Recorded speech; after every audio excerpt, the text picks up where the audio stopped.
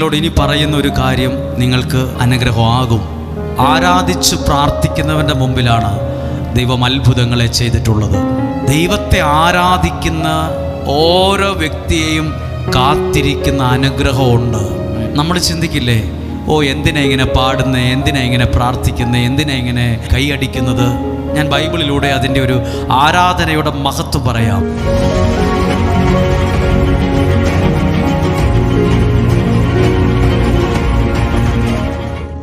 ഏറെ സ്നേഹത്തോടെ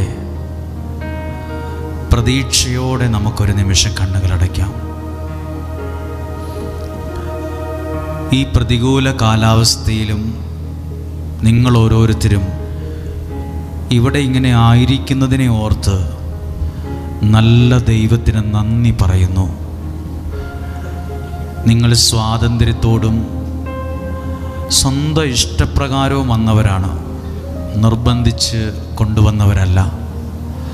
പല ദേശങ്ങളിൽ നിന്നും കുടുംബ സാഹചര്യങ്ങളിൽ നിന്നും വന്നവരാണ്. തിരക്കുള്ള പല കാര്യങ്ങളും ഉണ്ടായിരുന്നിട്ടും അത് മാറ്റിവെച്ച് ഇവിടെ വരുമ്പോൾ ഇങ്ങനെ സമയം കണ്ടെത്തുന്നത് തന്നെ ഒരു വലിയ കാര്യമായി കാണുന്നു. അതിനാൽ തന്നെ നിങ്ങളെ ശ്രേഷ്ഠരായും ബഹുമാന്യരായും നിങ്ങളെ കാണുകയും നിങ്ങൾക്ക് വേണ്ടി പ്രാർത്ഥിക്കുകയും ചെയ്യുവാണ്. ഇപ്പോൾ നിങ്ങൾ പേര് പറഞ്ഞ് പ്രാർത്ഥിക്കുക. നിങ്ങളുടെ വീട്ടിലുള്ള ഓരോരുത്തരുടെയും പേരുകളെ ഓർത്ത് കർത്താവ് ഇന്നയാളെ, അവരുടെ പേരുകൾ ഈ പുണ്യഭൂമിയിൽ നിന്ന് പറയുകയാണ്, പറഞ്ഞ് പ്രാർത്ഥിക്കുകയാണ്. എൻ്റെ വീടിന് വേണ്ടി പറഞ്ഞ് പ്രാർത്ഥിക്കുക, ജീവിത പങ്കാളിക്ക് വേണ്ടി പറഞ്ഞ് പ്രാർത്ഥിക്കുക, മക്കൾ ഓരോരുത്തർക്കും വേണ്ടി പറഞ്ഞ് പ്രാർത്ഥിക്കുക. പുതിയൊരു ജോലി, പുതിയൊരു ജീവിതം, പുതിയൊരു തുടക്കം, സകല കാര്യങ്ങളും പറഞ്ഞ് പ്രാർത്ഥിക്കുക. ദൈവസന്നിധിയിൽ പറയുക.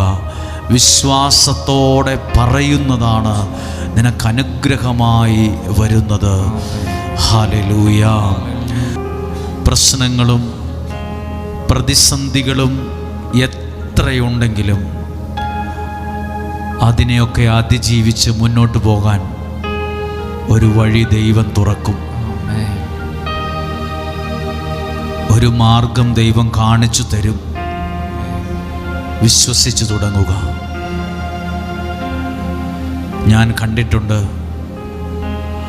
വചനം ഇവിടെ പ്രസംഗിക്കുമ്പോൾ ദൈവം അനുഗ്രഹത്തിൻ്റെ മഴയെ സമൃദ്ധമായി പെയ്യിക്കുന്നത്, വിടുതലിൻ്റെ മഞ്ഞിനെ ദൈവം അയക്കുന്നത് ഇവിടെ പ്രാർത്ഥിക്കുന്ന അനേകരുടെ അനുഭവങ്ങളാണ്.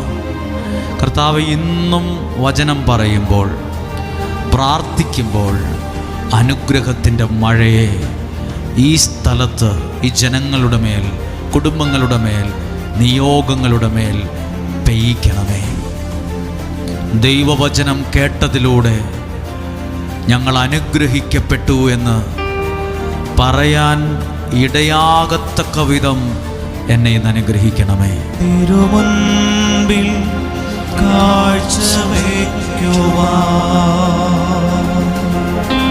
എൻ്റെ സ്നേഹം മാത്രമേയുള്ളൂ.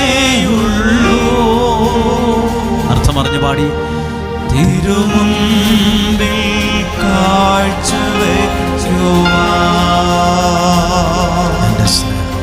എൻ്റെ സ്നേഹം മാത്രമേയുള്ളൂ. തിരുമുൻപിൽ യാഗമാക്കുവാൻ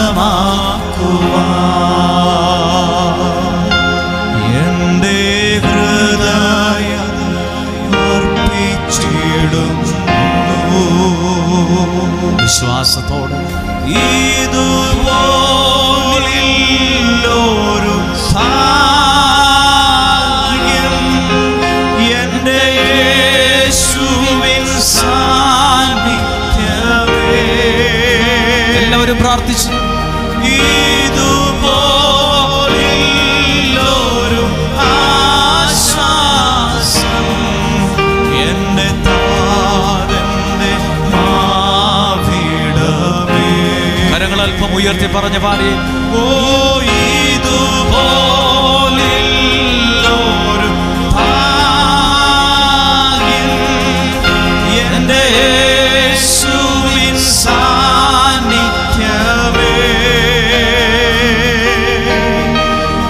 ഇതുപോലൊരു ആശ്വാസം എൻ്റെ താതൻ്റെ മാർവിടമേ. തിരുമുൻപിൽ കാഴ്ചവയ്ക്കുവാൻ എൻ്റെ സ്നേഹം മാത്രമേയുള്ളൂ. തിരുമുൻപിൽ യാഗമാക്കുവാൻ, തിരുമുൻപിൽ കാഴ്ചവയ്ക്കുവാൻ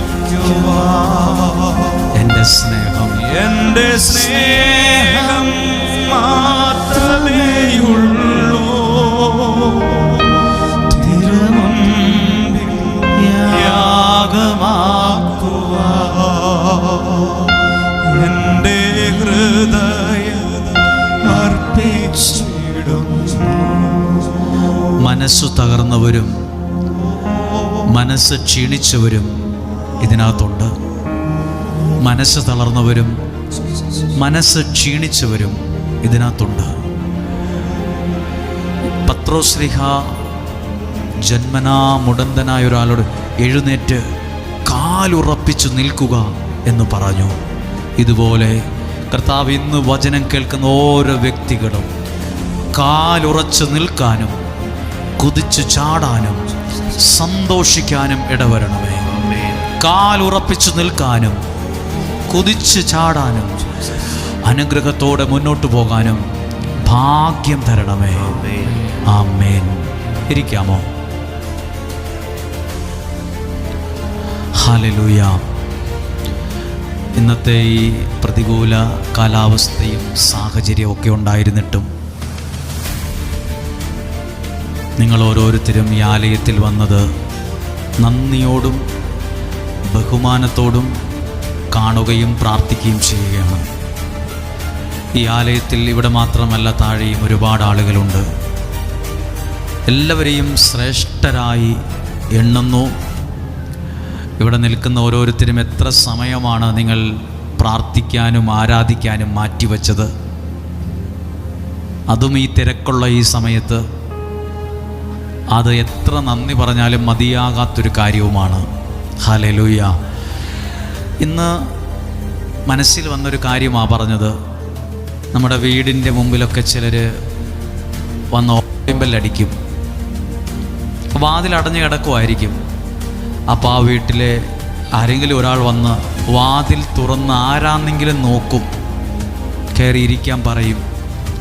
ഇതുപോലെ നമ്മുടെ പ്രാർത്ഥനയുടെ ആ ഒരു ശബ്ദം കേൾക്കുമ്പോൾ അടഞ്ഞു കിടന്ന എന്ന് തോന്നിയ ആ വാതിലിനെ ദൈവം എനിക്ക് വേണ്ടി തുറന്ന് ഒരനുഗ്രഹത്തിൽ എന്നെ കയറ്റുമെന്ന് വിശ്വസിക്കുക. എന്നെ ഒരു അനുഗ്രഹത്തിലേക്ക് ദൈവം കയറ്റും. ഹല്ലേലൂയ. ഒത്തിരി അനുഗ്രഹം അനുഭവിക്കുന്നവരും അനുഭവിച്ചവരും ഇതിനകത്തുണ്ട്. ഞാൻ ഇവിടെ നിൽക്കുന്ന വർഗീസേട്ടൻ, പുൽപ്പള്ളിയിലുള്ള വർഗീസേട്ടൻ ഒരാളെ കാണണമെന്ന് പറഞ്ഞു. അവർ ശരിക്കും ഈ ആലയത്തിൽ പ്രാർത്ഥിച്ച് ഒത്തിരി അനുഗ്രഹത്തോടെ ജർമ്മനി പോയ ഒരു സഹോദരിയാണ്. ആ വ്യക്തി 1-2 വർഷം കഴിഞ്ഞ് വന്നപ്പോൾ ഫ്ലൈറ്റ് ഇറങ്ങി വീട്ടിൽ പോകുന്നതിന് മുമ്പ് ഇന്നത്തെ അവിടുത്തെ ഈ പ്രാർത്ഥന കൂടിയതിന് ശേഷമാണ് പോയത്. ഇപ്പം 4 ആഴ്ചയായി. 4 വ്യാഴം വെള്ളി ദിവസങ്ങളിൽ ഇവിടെ പങ്കെടുത്തു. അടുത്ത ആഴ്ച പോകുവാണെന്ന് അറിയിച്ചു. അപ്പോൾ ഞങ്ങളിങ്ങനെ പറയുക ചെയ്തത്, അത്രയും ഒരു നല്ല സ്ഥലത്തെത്തുമ്പോഴും ആ അനുഗ്രഹിച്ച ദൈവത്തെയും അനുഗ്രഹിച്ച സ്ഥലത്തെയും മറക്കാത്ത ഒരു മനസ്സുള്ളത് ഒരു വലിയ അനുഗ്രഹം തന്നെയാണ്. നമുക്ക് ചിലപ്പോൾ നമുക്കൊരു നല്ല അനുഗ്രഹം വരുമ്പോൾ നമ്മളെല്ലാം മറക്കും. നമുക്ക് തിരക്കാവും, ബന്ധങ്ങളാകും, ആളുകളാവും. വീട്ടിൽ പോകണം, അവിടെ പോകണം, ഇപ്പുറത്ത് പോകണം.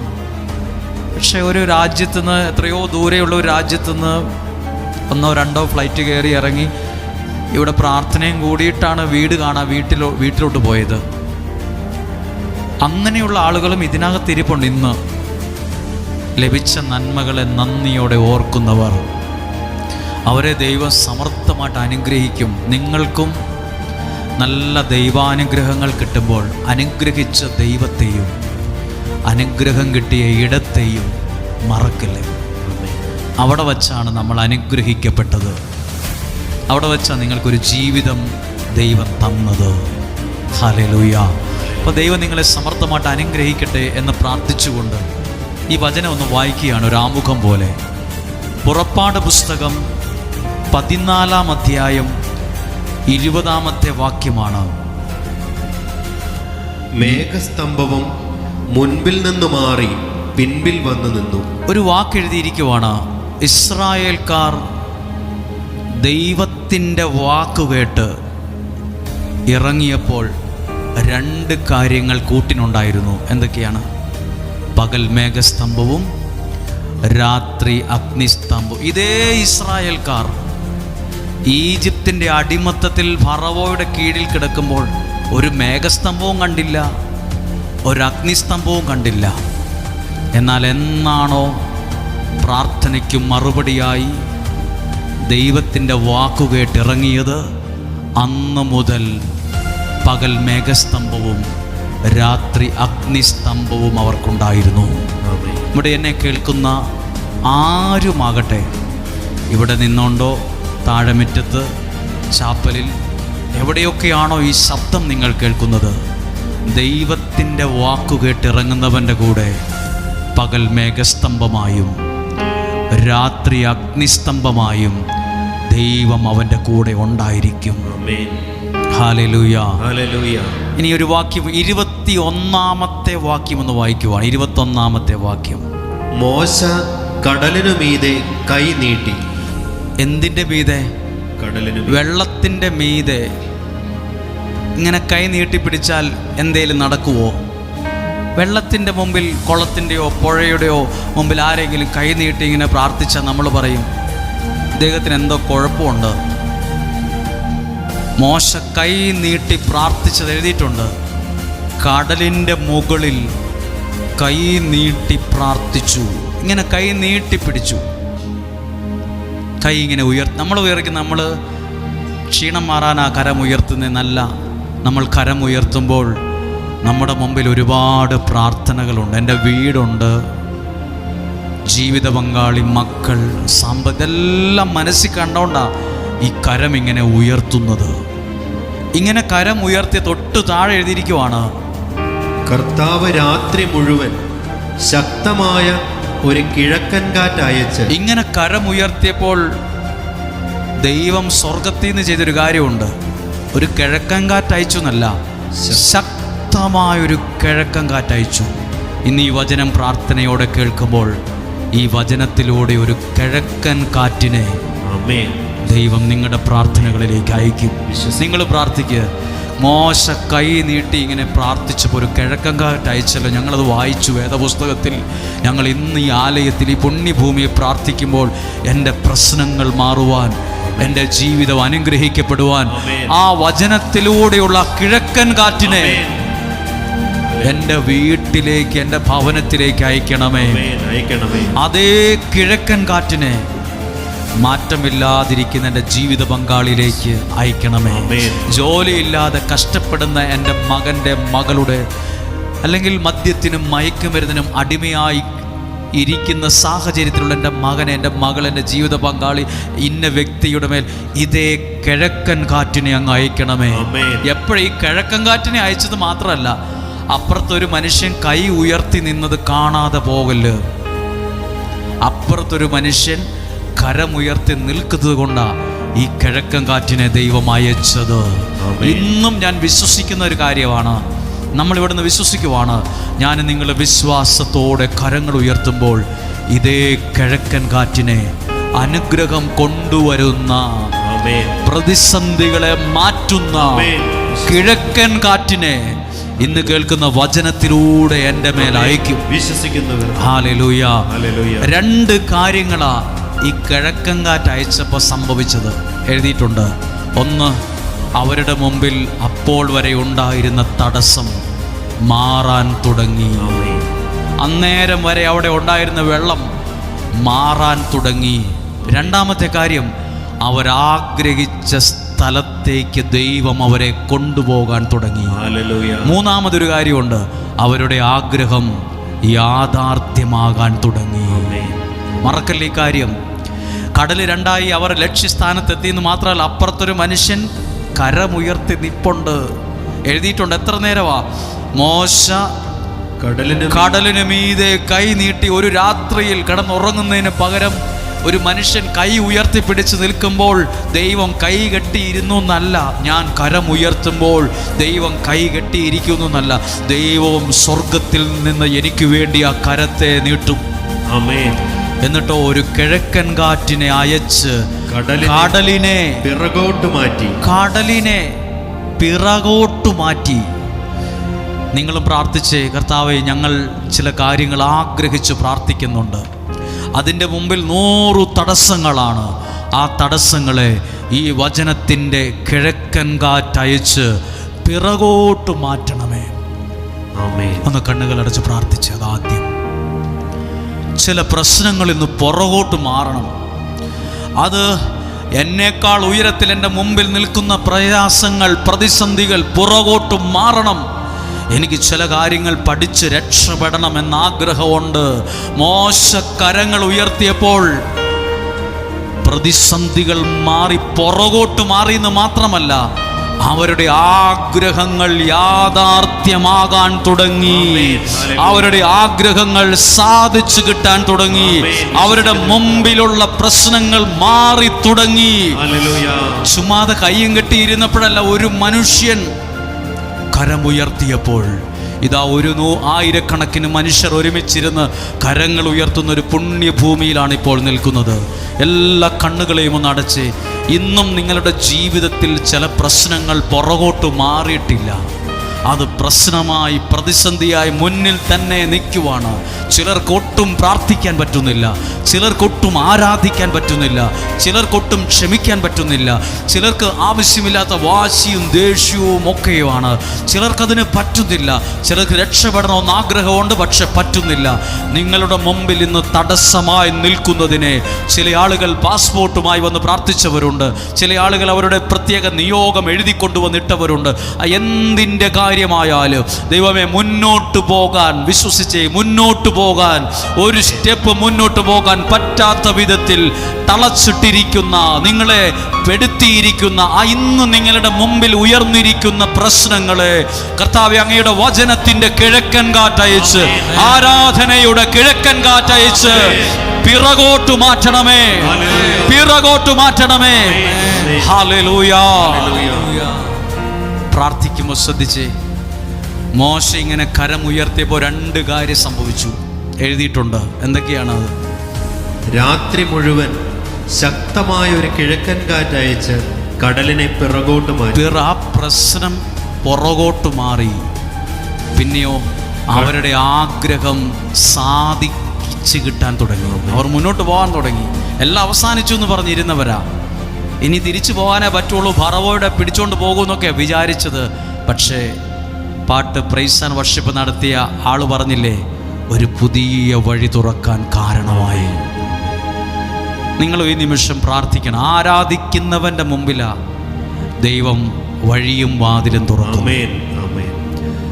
അത് സത്യമാണ്. മോശ ഇങ്ങനെ ചിന്തിക്കുക, പിന്നെ ഞാൻ ഈ പ്രശ്നത്തിന് മുമ്പിൽ കരമുയർത്തിയാൽ വെള്ളം എങ്ങനെ മാറാനാ എന്ന് ചിന്തിച്ചുകൊണ്ടിരുന്നായിരുന്നെങ്കിൽ ഒന്നും നടക്കില്ലായിരുന്നു. മോശ കരമുയർത്തിയതാ ഈ കാര്യങ്ങളൊക്കെ യാഥാർത്ഥ്യമാകാൻ കാരണമായത്. ഇതിനകത്തിരിക്കുന്ന ഒരുപാട് പേർ ഒത്തിരി നല്ല സ്വപ്നങ്ങളുള്ളവരാണ്. എൻ്റെ മക്കളൊന്ന് രക്ഷപ്പെട്ടിരുന്നെങ്കിൽ, ഒരു നല്ല വീട് ലഭിച്ചിരുന്നെങ്കിൽ. നിങ്ങൾ പ്രാർത്ഥിക്കുക, ആ സ്ഥലം വിറ്റുപോയിരുന്നെങ്കിൽ, ആ മനുഷ്യന് ഇതെല്ലാത്തിനും എതിർപ്പാണല്ലോ, എന്തു ചെയ്യും? ആ പ്രശ്നങ്ങളെ പുറകോട്ട് മാറ്റാൻ ദൈവത്തിന് പറ്റുന്ന ദിവസമായിരുന്നു. നിങ്ങളൊന്ന് പ്രാർത്ഥിച്ച്. അത് ചുമ്മാ ഒരാൾ പറഞ്ഞേ, കുറേ പേര് എനിക്ക് വേണ്ടി പ്രാർത്ഥിച്ച് എൻ്റെ തലയിലെ കുറേ മുടി പോയി എന്നല്ലാണ്ട് ഒരു ഗുണം ഉണ്ടായില്ലെന്ന്. കുറേ പേര് ഇത് പ്രാർത്ഥിച്ച് തലയെ കൈവച്ച് പ്രാർത്ഥിച്ച് 10 മുടി പൊഴിഞ്ഞു പോയ വിഷയം പറയുമല്ല. പ്രാർത്ഥിച്ച് തലയിലെ കുറേ മുടി പോയി എന്നല്ല പറയാനല്ല. പ്രാർത്ഥിക്കുമ്പോൾ പ്രവർത്തിക്കുന്നൊരു ദൈവകരം അവിടെ വെളിപ്പെടും. ദൈവം തൻ്റെ ദൂതനെ നിനക്ക് മുമ്പേ അയക്കാൻ തുടങ്ങും. ഹല്ലേലൂയ. നിങ്ങളത് വിശ്വസിക്കുന്നോ? ഇരിക്കുന്ന സ്ഥലത്ത് തന്നെ ഇരുന്ന് നീ പരിശുദ്ധൻ, ദൈവമേ നീ പരിശുദ്ധൻ എന്ന് പറയണം. ആമേൻ. ദൈവം പരിശുദ്ധനാണെന്ന് വിശ്വസിക്കുക. ആ ദൈവം നിനക്ക് വേണ്ടി കടലിനെ പോലും പിറകോട്ട് മാറ്റുമെങ്കിൽ ഇന്ന് നിന്റെ സ്വപ്നങ്ങൾ, ആഗ്രഹങ്ങൾ യാഥാർത്ഥ്യത്തിലേക്ക് ചുവട് വയ്ക്കാൻ തുടങ്ങട്ടെ. പുതിയ വഴികൾ തുറന്നു കിട്ടട്ടെ. എൻ്റെ ജീവിത പങ്കാളി കുറെ കൂടി മാറി വരണം. എനിക്ക് എൻ്റെ കുഞ്ഞുങ്ങൾ അനുഗ്രഹിക്കപ്പെട്ട് വരുന്നത് കാണാൻ കഴിയണം. കർത്താവേ, സങ്കടങ്ങളിൽ നിന്നും പ്രയാസങ്ങളിൽ നിന്നും പ്രതിസന്ധികളിൽ നിന്നും വിടുവിക്കണമേ എന്നൊന്ന് പ്രാർത്ഥിച്ച് ആ കരങ്ങളെ ഒന്ന് ഹൃദയത്തോട് ചേർത്ത് വെച്ച് ഇരുന്നുകൊണ്ട് തന്നെ. എന്നിട്ട് ഇതൊരു ചുമ്മാ കേട്ട് മറക്കാനല്ല, ഇത് പെട്ടെന്ന് മറന്നു പോകും. പക്ഷെ മറക്കാതെ സൂക്ഷിച്ചേ. ഒരു കോളിംഗ് ബെല്ല് കേൾക്കുമ്പോൾ ആ വീട്ടിലെ ഒരാൾ ആ വീടിൻ്റെ വാതിൽ തുറക്കുന്നത് പോലെ കർത്താവ് എൻ്റെ ജീവിതത്തിൻ്റെ മുമ്പിൽ വഴികളെ തുറക്കണമേ. എൻ്റെ പ്രാർത്ഥനയുടെ സ്വരം കേൾക്കുമ്പോൾ എൻ്റെ ജീവിതത്തിൻ്റെ മുമ്പിൽ നിൽക്കുന്ന തടസ്സങ്ങളെ പിറകോട്ട് മാറ്റണമേ. എനിക്കും എൻ്റെ കുടുംബത്തിന് മുന്നോട്ട് പോകാൻ ചില വഴികളെ ഒരുക്കി തരണമേ. ചില വഴികളെ തുറന്നു തരണമേ. ചില മാർഗങ്ങൾ എനിക്ക് കാണിച്ചു തരണമേ. നീ പരിശുദ്ധനാണ്. നീ പരിശുദ്ധൻ, നീ എന്നും സ്തുതി. ദൈവമേ, ദൈവമേ നീ മാത്രം യോഗ്യനാ. ആരാധനയും സ്തുതി ബഹുമാനവും സ്വീകരിപ്പാൻ എന്നും നീ യോഗ്യനാ. നീ പരിശുദ്ധൻ, നീ എന്നും സ്തുതി. പറഞ്ഞു, ദൈവമേ നീ മാത്രം യോഗ്യനാ. ആരാധനയും സ്തുതി ബഹുമാനവും സ്വീകരിപ്പാൻ എന്നും നീ യോഗ്യനാ എന്ന് പറഞ്ഞ് ഹല്ലേലൂയ. നല്ലൊരു പാട്ടാണ് ജോണ് പാടിയത്, നീ പരിശുദ്ധൻ. ഞാൻ നിങ്ങളോട് ഇനി പറയുന്ന ഒരു കാര്യം നിങ്ങൾക്ക് അനുഗ്രഹമാണ്, അനുഗ്രഹമാകും. ആരാധിച്ച് പ്രാർത്ഥിക്കുന്നവൻ്റെ മുമ്പിലാണ് ദൈവം അത്ഭുതങ്ങളെ ചെയ്തിട്ടുള്ളത്. നമ്മൾ മാത്രമല്ല, ഒരുപാട് പേർ. ഞാൻ ആ വാക്യം വായിച്ച് നിങ്ങളെ ശ്രദ്ധയിൽ കൊണ്ടുവരുമ്പോൾ ഈ പാട്ട് ഒന്നും കൂടെ നിങ്ങൾ ഇപ്പോൾ പാടിയതിനേക്കാൾ കൂടുതൽ ഉച്ചത്തിൽ പാടാൻ ആഗ്രഹിക്കും. നമ്മൾ ചിന്തിക്കില്ലേ, ഓ എന്തിനാ ഇങ്ങനെ പാടുന്നത്, എന്തിനാ ഇങ്ങനെ പ്രാർത്ഥിക്കുന്നത്, എന്തിനാ ഇങ്ങനെ കൈയടിക്കുന്നത്. ഞാൻ ബൈബിളിലൂടെ അതിൻ്റെ ഒരു ആരാധനയുടെ മഹത്വം പറയാം. 2 സാമുവേലിൻ്റെ പുസ്തകം 3-ാം അധ്യായം ആരാധിക്കുന്നൊരു ദാവീദിനെ ബൈബിൾ കാണിക്കുന്നുണ്ട്. ഏത് ദാവീദിനെയാണ്? ആരാധിക്കുന്ന. ദാവീദ് ഒരു മന്ത്രിയുടെ സ്ഥാനത്തിരിക്കുന്ന ആളാണ്. കൂലിവേലയ്ക്ക് പോകുന്ന ഒരാളല്ല. രാജാവിൻ്റെ സിംഹാസനത്തിലിരിക്കുന്ന ഒരാളാണ്. ദാവീദ് രാജാവാണ്. ഇന്നത്തെ ഒരു മുഖ്യമന്ത്രിയുടെ അല്ല പ്രധാനമന്ത്രിയുടെ പദവിയിൽ ഒരു കാലത്ത് രാജ്യത്തെ നയിച്ച ഭരണാധികാരിയാണ് ദാവീദ്. 2 സാമുവേലിൻ്റെ പുസ്തകം 6-ാം അധ്യായം 4-ാമത്തെ വാക്യം വായിക്കുകയാണ്. 5-ാമത്തെ വാക്യം, ദാവീദും ഇസ്രായേൽ ഭവനവും സന്തോഷത്തോടും സർവശക്തിയോടും കൂടെ. എന്തെല്ലാം കൂടെ? സന്തോഷത്തോടും സർവശക്തിയോടും കൂടെ കിന്നരം വീണ ചെണ്ട മുരജം കൈത്താളം എന്നിവ ഉപയോഗിച്ച്. ഇവിടെ ആകെ ഒരു ഓർഗൻ മാത്രമേ ഉള്ളൂ. അന്നത്തെ കാലത്ത് ദൈവത്തെ ആരാധിക്കാൻ ഒരു ഓർഗൻ, ഒരു പാട്ട്, ഒരു ശബ്ദം പുറപ്പെടുവിക്കുന്ന ഒരു ഇൻസ്ട്രുമെൻ്റ് മാത്രമല്ല, എഴുതിയിരിക്കുകയാണ് കിന്നരം വീണ, ചെണ്ട, പള്ളി പ്രദക്ഷിണം ഇറങ്ങുന്ന പോലെ കൈത്താളം എന്നിവ ഉപയോഗിച്ച് കർത്താവിന്റെ മുൻപിൽ പാട്ടുപാടി നൃത്തം ചെയ്തു. ആര്? ദാവീദ് പാട്ടുപാടി ദൈവത്തെ ആരാധിച്ചു. ദൈവത്തെ ആരാധിക്കുന്ന ഓരോ വ്യക്തിയെയും കാത്തിരിക്കുന്ന അനുഗ്രഹമുണ്ട്. ഹല്ലേലൂയ. അതുകൊണ്ടാണ് നല്ല ദൈവഭക്തനായ ഒരു മനുഷ്യൻ പറഞ്ഞത്, വാ തുറക്കുന്നവൻ്റെ മുമ്പിൽ ദൈവം വഴിയും തുറക്കും. വാ തുറക്കും. ചിലര് ദൈവസന്നിധിയിൽ വാ തുറന്ന് ആരാധിക്കും. അവൻ്റെ മുമ്പിൽ ആ ദൈവം അനുഗ്രഹത്തിൻ്റെ നന്മയുടെ വാതിലുകളെ ദൈവം തുറക്കുന്നത്. ഹല്ലേലൂയ. നോക്കൂ, അന്നത്തെ കാലത്തെ ദാവീദ് സർവശക്തിയോടും കൂടെ ആരാധിച്ചു. എപ്പോഴെന്നറിയോ? ദൈവത്തിൻ്റെ പേടകം കൊണ്ടുവന്നപ്പം. ഇനി ദൈവത്തിൻ്റെ പേടകം ദൈവ സാന്നിധ്യമാണ്. ഇത് ഇച്ചിരി മനസ്സിലാക്കാൻ ചിലപ്പോൾ വിഷമമൊക്കെ തോന്നും ഞാൻ പറയുമ്പോൾ. എന്നാലും ഞാൻ പതുക്കെ പറയുന്നത് കൊണ്ട് ഏതൊരാൾക്കും അത് മനസ്സിലാക്കാൻ കഴിയുമെന്ന് വിശ്വസിക്കുവാണ്. ദൈവത്തിൻ്റെ പേടകം കൊണ്ടുവന്നപ്പം ദാവീദ് ആദ്യം വിചാരിച്ചു, ദാവീദിനൊരു പേടിയുണ്ടായിരുന്നു, ഇത് കൊട്ടാരത്തിൽ കൊണ്ടുവച്ചാൽ ദോഷമുണ്ടാവുമെന്ന്, ഇത് അനുഗ്രഹമൊന്നും ആകൂലെന്ന് വിചാരിച്ച് ആദ്യം വേറൊരാളുടെ വീട്ടിൽ കൊണ്ടുവച്ചു. 3 മാസം അതവിടെ ഇരുന്നു. 3 മാസം കഴിഞ്ഞ് 3 മാസം ദൈവ സാന്നിധ്യത്തിൻ്റെ പേടകം അവിടെ ഇരുന്നപ്പോൾ ആ വ്യക്തിയും കുടുംബവും അനുഗ്രഹിക്കപ്പെട്ടുവെന്ന് കണ്ടപ്പോൾ ദാവീദ് ആ വീട്ടിൽ നിന്നെടുത്ത് അത് വീണ്ടും ദാവീദ് കൊട്ടാരത്തിൽ കൊണ്ടുവന്ന് വെച്ചു. കാരണം ദൈവ സാന്നിധ്യത്തിൻ്റെ പേടകം ഇരുന്ന വീട് ശക്തമായി അനുഗ്രഹിക്കപ്പെടാൻ തുടങ്ങി. ഇന്ന് നിങ്ങൾ കേൾക്കുന്ന വചനം ദൈവ സാന്നിധ്യത്തിൻ്റെ വചനമാണ്. ഈ വചനം ദൈവമാണ്.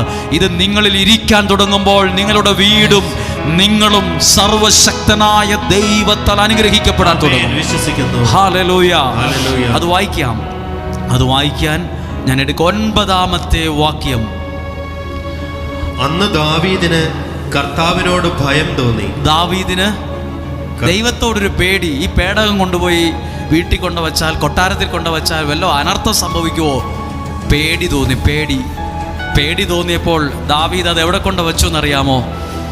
കർത്താവിൻ്റെ പേടകം എൻ്റെ അടുത്ത് കൊണ്ടുവന്നാൽ എന്ത് സംഭവിക്കുമെന്ന് അവൻ വിചാരിച്ചു. ദാവീദ് ചിന്തിച്ചു, ഈ പെട്ടകം, ഈ ദൈവ സാന്നിധ്യം എൻ്റെ വീട്ടിൽ കൊണ്ടുവച്ചാൽ എന്തേലും സംഭവിക്കും, എന്തോ അപകടം സംഭവിക്കും. പേടി തോന്നിയിട്ട് ആ പേടകം പട്ടണത്തിൽ കൊണ്ടുവന്ന് ഹിത്യനായ ഓബദ് എദോമിൻ്റെ വീട്ടിൽ കൊണ്ടുവച്ചു. ഒരാളുടെ വീടാണ്, ഒരാളുടെ പേരാണ് ഓബദ് എദോം. ദാവീദ് പറഞ്ഞു, ദൈവത്തിൻ്റെ പേടകം നിൻ്റെ വീട്ടിലിരുന്നോട്ടെ, എൻ്റെ വീട്ടിൽ കൊണ്ടുവരണ്ട. എനിക്കെന്തോ ഒരു പേടി, എന്തെങ്കിലും ഒരു അസ്വസ്ഥത വരുമോ എന്നൊരു പേടി. അതൊന്ന് വായിച്ചേ. പേടകം 11-ാമത്തെ വാക്യമാണ്. 10-ാമത്തെ വാക്യം. പേടകം ദാവീദിന്റെ നഗരത്തിലേക്ക് കൊണ്ടുവരാൻ അവന് മനസ്സ് വന്നില്ല. എന്തോ ഒരു പേടി. ദൈവവചനം നിങ്ങളുടെ ജീവിതത്തിൽ സ്വീകരിക്കാൻ പേടി വേണ്ട. അത് നിങ്ങൾക്കൊരു ഭയവും വേണ്ട. അത് നിങ്ങൾക്ക് തരുന്നത് ഒരു അനുഗ്രഹമായിരിക്കും. അത് നിങ്ങൾക്ക് തരുന്നത് ഒരു സൗഖ്യമായിരിക്കും. ദാവീദിന് എന്തോ ഒരു പേടി തോന്നി. ദാവീദ് ആ പേടകം ഹിത്യനായ ഓബദ് എദോമിന്റെ വീട്ടിൽ സ്ഥാപിച്ചു. വേറൊരാളുടെ വീട്ടിൽ കൂടെ അവിടെ ഇരുന്നോട്ടെന്ന് പറഞ്ഞു. എന്നിട്ട് ദാവീദ് ഇപ്പുറം ഇരുന്ന് നോക്കി. എന്നിട്ട് 11-ാമത്തെ വാക്യം. കർത്താവിന്റെ പേടകം അവിടെ 3 മാസം ഇരുന്നു. 3 മാസം 90 ദിവസം അവിടെ വെച്ചു. ആ വീട്ടിൽ വെച്ചപ്പോൾ ആ വീട് ഭയങ്കരമായിട്ട് അനുഗ്രഹിക്കാൻ തുടങ്ങിയെന്ന് ദാവീദ് അറിഞ്ഞു. വായിക്കുക. കർത്താവ് ഓബദ് എദോമിനെയും കുടുംബത്തെയും അനുഗ്രഹിച്ചു. ഏതു വീട്ടിലാണോ അത് സ്ഥാപിച്ചത്, ആ വീട് അനുഗ്രഹിക്കപ്പെടാൻ തുടങ്ങിയത് ദാവീദ് അറിഞ്ഞു. ദൈവവചനം അനുഗ്രഹിയിൽ വന്ന് പ്രാർത്ഥനയോടെ കേൾക്കുന്ന പ്രിയപ്പെട്ടവരെ, ഇവിടെ വന്ന് ഈ വചനം കേൾക്കുന്ന നിങ്ങൾ ദിവസങ്ങൾക്കുള്ളിൽ, മാസങ്ങൾക്കുള്ളിൽ അനുഗ്രഹിക്കപ്പെടാൻ തുടങ്ങും. ദാവീദ് അപ്പുറത്തിരുന്ന് നോക്കുക, പുള്ളിക്ക് എന്തേലും പറ്റുമോ? ഈ മനുഷ്യന്, ഹിത്യനായ ഇയാൾക്ക് എന്തേലും പറ്റുമോ നോക്കിയപ്പോൾ ഇയാൾക്കൊന്നും പറ്റിയില്ലെന്ന് മാത്രമല്ല, ആ വ്യക്തിയും അയാളുടെ വീടും ദൈവം അനുഗ്രഹിക്കാൻ തുടങ്ങി. ദൈവവചനം കേൾക്കുന്ന അമ്മമാരോടും ദൈവവചനം കേൾക്കുന്ന പിതാക്കന്മാരോടും യുവതി യുവാക്കളോടും കുഞ്ഞുങ്ങളോടും ഈ വചനം നിങ്ങളിൽ സ്ഥാപിക്കാൻ തുടങ്ങുമ്പോൾ നിങ്ങൾ അനുഗ്രഹിക്കപ്പെടാൻ തുടങ്ങും. വിശ്വസിക്കുന്ന കർത്താവേ, ഇത് ബൈബിൾ എഴുതിയിരിക്കുവാണ്. ആദ്യം ദാവീദ് വിചാരിച്ചു ഇത് സ്ഥാപിക്കേണ്ട, ഇത് വേറൊരാളുടെ വീട്ടിൽ വെച്ചാൽ മതിയെന്ന്. നിങ്ങൾ കേൾക്കുന്ന വചനങ്ങൾ നിങ്ങളുടെ അകത്ത് സ്ഥാപിക്കണം, അത് ഉറപ്പിക്കണം. അതാ സ്ഥാപിക്കുക എന്ന് പറഞ്ഞാൽ അത് നിങ്ങളെയും നിങ്ങളുടെ വീടിനെയും അനുഗ്രഹിക്കാൻ തുടങ്ങും. ഹല്ലേലൂയ. അങ്ങനെ 12-ാമത്തെ വാക്യമാ. 3 മാസം വേറൊരാളുടെ വീട്ടിലായിരുന്നത്. ദൈവത്തിൻ്റെ പേടകം. ഇന്ന് ദൈവത്തിന്റെ പേടകമാ ദൈവത്തിന്റെ വചനം. അത് ദൈവ സാന്നിധ്യത്തിന്റെ വചനമാണ്. അത് എൻ്റെ ഉള്ളിൽ സ്ഥാപിക്കുന്ന ദിവസമാണ്. നിങ്ങൾ എഴുന്നേറ്റ് കാലുറപ്പിച്ചു നിൽക്കാൻ തുടങ്ങും. നിങ്ങൾ കുതിച്ചു ചാടാൻ തുടങ്ങും. നിങ്ങൾക്കൊരു സാക്ഷ്യം പറയാൻ നിങ്ങൾ നിർബന്ധിക്കപ്പെടാൻ തുടങ്ങും. ഹല്ലേലൂയ. ഈ കാര്യങ്ങളൊക്കെ വായിക്കുമ്പോൾ നമുക്ക് ഭയങ്കര ഇത് വായിക്കുമ്പോൾ നമുക്ക് ഒത്തിരി കാര്യങ്ങൾ മനസ്സിലാകും. നമ്മളെപ്പോലെ ചിന്തിക്കുന്നവർ പണ്ടും ഉണ്ടായിരുന്നു. ഇതുകൊണ്ട് ഗുണമില്ല, ഇതിവിടെ വെക്കണ്ട, ഇത് കേട്ടിട്ട് എന്താ കാര്യം, ഇത് വിശ്വസിച്ചിട്ട് എന്താ കാര്യം, എല്ലാ ദിവസവും വചനം കേട്ടിട്ട് എന്ത് കാര്യമാണ്, നീ എന്തിനാ ഇതെന്നും കേൾക്കുന്നേ? നിങ്ങൾ പോലും അറിയാതെ ആ കേൾക്കുന്ന വചനത്തിലൂടെ നീയും നിന്റെ കുടുംബവും അനുഗ്രഹിക്കപ്പെടുന്നുണ്ട്. അനുഗ്രഹിക്കപ്പെടുന്നുണ്ട്. എത്രയോ അപകടങ്ങൾ പോയിട്ടുണ്ട്, എത്രയോ അനർത്ഥങ്ങൾ മാറിപ്പോയിട്ടുണ്ട്, എത്രയോ തകർച്ചകൾ മാറിപ്പോയിട്ടുണ്ട്, എത്രയോ മരണം മാറിപ്പോയിട്ടുണ്ട്. ദൈവത്തിൻ്റെ വചനം നിനക്ക് അനുഗ്രഹത്തെയാണ് കൊണ്ടുവരുന്നത്. ഇനി ശ്രദ്ധിച്ചോ, ദാവീദ് തന്നെ ഹിത്യനായ ഒരാളുടെ വീട്ടിലാണ് കൊണ്ടുവച്ചേ. ഒരാളുടെ വീട്ടിൽ കൊണ്ടുവച്ച് അനുഗ്രഹിക്കപ്പെടാൻ തുടങ്ങിയെന്ന് കണ്ടപ്പോൾ ദാവീദ് ആ മനുഷ്യനോട് പറഞ്ഞു, ഇനി ഞാനത് കൊണ്ടുപോയി എൻ്റെ കൊട്ടാരത്തിൽ വെക്കാൻ പോവാണ്. അതാണ് അടുത്ത ഭാഗം, 12-ാമത്തെ വാക്യം. ദൈവത്തിന്റെ പേടകം. ദൈവത്തിന്റെ പേടകം. ആ സ്ഥാനത്ത് നമ്മൾ പറയാം ദൈവത്തിന്റെ വചനം. ദൈവത്തിന്റെ പേടകം നിമിത്തം കർത്താവ് ഓബദ് എദോമിന്റെ കുടുംബത്തെയും അവനുള്ള സകലത്തെയും അനുഗ്രഹിച്ചു. ഒന്നും കൂടെ വായിച്ചേ. ദൈവത്തിന്റെ പേടകം നിമിത്തം. അവിടെ എഴുതിയിട്ടുണ്ട്, അതാണ് റീസൺ. ഇന്ന കാരണത്താൽ അത്രയും നാൾ അനുഗ്രഹമില്ലാതെ കിടന്ന ഓബദ് എദോമിന്റെ കുടുംബം ആ ദൈവത്തിന്റെ പേടകം നിമിത്തം, ആ ഒരൊറ്റ കാരണത്താൽ ആ വീടും അവന്റെ സകലതും അനുഗ്രഹിക്കപ്പെടാൻ തുടങ്ങി. അവിടെ എഴുതിയിട്ടുണ്ട് നിമിത്തം, അതാണ് റീസൺ. കൃത്യ കാരണം എഴുതിയിരിക്കുന്നത്. ഞാൻ വായിക്കാം. ദൈവത്തിന്റെ പേടകം നിമിത്തം. അപ്പൊ അത്രയും നാള് ഹിത്യനായ ഓബദ് എദോം തകർന്ന് തരിപ്പണമായോ, രക്ഷപ്പെടാൻ പറ്റാത്ത വിധത്തിലോ, എല്ലാം ഒരു ചുഴിയിൽപ്പെട്ടതുപോലെ കടന്ന മനുഷ്യനാ. പക്ഷെ ദൈവത്തിന്റെ പേടകം അവിടെ ഇരിക്കാൻ തുടങ്ങിയ നിമിത്തം കർത്താവ് ഓബദ് എദോമിന്റെ കുടുംബത്തെയും അവനുള്ള സകലത്തെയും അനുഗ്രഹിച്ചു. ഒന്ന് കരമുയർത്തി പറഞ്ഞ് ഹല്ലേലൂയ, ഹല്ലേലൂയ. ഇനി ഇത് കേട്ടെ, ദൈവത്തിന്റെ വചനം നിമിത്തം നിങ്ങളും നിങ്ങളുടെ കുടുംബവും നിങ്ങളുടെ സകലതും അനുഗ്രഹിക്കപ്പെടും. നിങ്ങളത് വിശ്വസിക്കും. ഇവിടെ എഴുതിയിരിക്കുന്നത് ദൈവത്തിന്റെ പേടകം നിമിത്തം എന്നാണെങ്കിൽ നമ്മളിത് പറയും ദൈവത്തിന്റെ വചനം നിമിത്തം, ഈ ആരാധന നിമിത്തം, ഈ ശുശ്രൂഷയുടെ നിമിത്തം, ഈ കാരണത്താൽ ഞാനും എൻ്റെ കുടുംബവും എൻ്റെ സകലതും അനുഗ്രഹിക്കപ്പെടും. വിശ്വസിക്കുന്നു. ഇത് സാക്ഷ്യം പറഞ്ഞപ്പോഴാണോ ദാവീദ് അറിഞ്ഞത്? ഇനി ഹിത്യനായി മനുഷ്യൻ മൈക്കെടുത്തു വല്ലോ സാക്ഷ്യം പറഞ്ഞോ? ഒന്നുമില്ല. അപ്പുറത്തിരിക്കുന്ന ദാവീദ് ചിന്തിച്ചുകൊണ്ട് നോക്കിക്കൊണ്ടായിരിക്കുന്നേ പുള്ളിക്ക് എന്തെങ്കിലും പറ്റുമോന്ന്. അപ്പോഴാ ദാവീദ് കാണുന്നേ, ഹിത്യനായ ആ മനുഷ്യൻ ഓരോ ദിവസവും അനുഗ്രഹിക്കപ്പെടുന്നത്. ദൈവവചനം കേൾക്കുന്ന നിങ്ങൾ അനുഗ്രഹിക്കപ്പെടുന്നുണ്ട്. നിങ്ങൾ ശ്രദ്ധിക്കുക, ഡെയിലി ബ്ലെസ്സിങ്ങിൽ ദിവസം 5 ലക്ഷത്തോളം ആളുകൾ, മിനിമം 15 ലക്ഷത്തിലധികം ആളുകൾ ആ വചനം ദിവസവും കേൾക്കുന്നുണ്ട്. ഒരു മാസമല്ല, ഒരു വർഷമല്ല, ഇപ്പം എത്രയോ മാസങ്ങൾ വർഷവും കഴിഞ്ഞു. ഇന്നും അത് കാണുന്നുണ്ട്, കേൾക്കുന്നുണ്ട്. അതിൻ്റെ അർത്ഥം എന്താണ്? ദൈവവചനത്തിലൂടെ ദൈവം തൻ്റെ ജനത്തെ അനുഗ്രഹിച്ചില്ലായിരുന്നെങ്കിൽ അത് 1 ലക്ഷത്തിൽ നിന്ന് 500ഉം 1000ഉമായത് കുറഞ്ഞേനേയും. ഇതാരെ കൊണ്ട് പറ്റും ഇത് വെളുപ്പിന് എഴുന്നേക്കാൻ? ആരിത് കാണും? ഇതാരെ നിർബന്ധിച്ചിട്ടല്ലല്ലോ, ഇത് ഞാൻ പറഞ്ഞിട്ടല്ലല്ലോ ഷെയർ ചെയ്തത്, ഞാൻ പറഞ്ഞിട്ടല്ലല്ലോ നിങ്ങൾ നിങ്ങളുടെ പ്രിയപ്പെട്ടവരോട് പറഞ്ഞത്, ഞാൻ പറഞ്ഞിട്ടല്ലല്ലോ നിങ്ങളുടെ ബന്ധുക്കളോട് പറഞ്ഞത്, ഞാൻ പറഞ്ഞിട്ടല്ലല്ലോ നിങ്ങളത് കേൾക്കാൻ തുടങ്ങിയത്. നിങ്ങൾ ആ വചനത്തിലൂടെ അനുഗ്രഹിക്കപ്പെടാൻ തുടങ്ങിയത് കൊണ്ടല്ലേ ആമേൻ. നിങ്ങൾക്ക് ആ അനുഭവം ഉണ്ടാകുന്നത്. ഒരുപാട് പേരുടെ അനുഭവമാണ് അത് എഴുതിയിരിക്കുന്നത്. ദൈവത്തിൻ്റെ പേടകം നിമിത്തം നിങ്ങളിവിടെ ഇരുന്ന് പറഞ്ഞ് ഈ ശുശ്രൂഷയിൽ ഈ വചനം കേട്ടതും നിമിത്തം ആമേൻ. ഞാനും എൻ്റെ വീടും എൻ്റെ സകലതും അനുഗ്രഹിക്കപ്പെടും. ആമേൻ. അനുഗ്രഹിക്കപ്പെടും. ഈ ദൈവഭവനത്തിൽ വെച്ച് മനസ്സിലെങ്കിലും പറ, ഞാൻ പാസ്പോർട്ടൊക്കെ ആയിട്ടാണ് വന്നിരിക്കുന്നത്, മുഴുവൻ തടസ്സമാണ്, 3-4 പ്രാവശ്യം റിജക്റ്റ് ആയിരിക്കുവാണ്, എനിക്കറിയില്ല ഇനി എന്തു ചെയ്യണം, ഫീസ് അടയ്ക്കാൻ പറ്റുന്നില്ല, ജയിക്കാൻ പറ്റുന്നില്ല, ഒരു വഴിയില്ല. ഈ പ്രാർത്ഥനയിൽ പങ്കെടുത്തതും നിമിത്തം, ഈ വചനം കേട്ടതും നിമിത്തം, ഇങ്ങനെയൊന്ന് ആരാധിക്കാൻ മനസ്സ് കാണിച്ചത് നിമിത്തം നീയും നിന്റെ കുടുംബവും ഭവനത്തിലുള്ള സകലതും അനുഗ്രഹിക്കപ്പെടും. ഒന്നും കൂടെ ഒന്ന് വായിച്ചേ, 12ാമത്തെ വാക്യം. ദൈവത്തിന്റെ പേടകം നിമിത്തം. അങ്ങനെ തന്നെ എഴുതിയിട്ടുണ്ട് കേട്ടോ. ദൈവത്തിന്റെ പേടകം നിമിത്തം കർത്താവ് ഓബദ് എദോമിന്റെ കുടുംബത്തെയും അവനുള്ള സകലത്തെയും അനുഗ്രഹിച്ചു എന്ന് ദാവീദ് അറിഞ്ഞു. ദാവീദ് തന്നെയാണ് അവിടെ കൊണ്ട് വച്ചത്. ഇപ്പം ദാവീദിന് തോന്നി അത് അവിടെ നിന്ന് എടുത്ത് എൻ്റെ കൊട്ടാരത്തിൽ കൊണ്ടുവരണം, എൻ്റെ വീട് അനുഗ്രഹിക്കും, എൻ്റെ രാജ്യം അനുഗ്രഹിക്കപ്പെടും. ഇപ്പോൾ ഇനി അടുത്ത വാക്യം ശ്രദ്ധിക്കണം. ഈ ദാവീദ് അതുകൊണ്ട് ഏതുകൊണ്ട്? ആ ഭവനം ആ ഒരു കാരണത്താൽ അനുഗ്രഹിക്കപ്പെട്ടത് കൊണ്ട്. അതുകൊണ്ട് ദാവീദ് ദൈവത്തിന്റെ പേടകം അവിടെ നിന്ന് ദാവീദിന്റെ നഗരത്തിലേക്ക് സന്തോഷപൂർവം കൊണ്ടുവന്നു. സന്തോഷത്തോടെ ഹിത്യനായ ആ മനുഷ്യന്റെ വീട്ടിൽ നിന്നെടുത്ത് സന്തോഷത്തോടെ അത് ദാവീദിന്റെ കൊട്ടാരത്തിൽ കൊണ്ടുവന്നു. ദാവീദ് അത് നഗരത്തിലേക്ക് ആ സ്ഥലത്തേക്ക് കൊണ്ടുവന്നു. എങ്ങനെ കൊണ്ടുവന്നു? പറഞ്ഞേ, സന്തോഷത്തോടെ.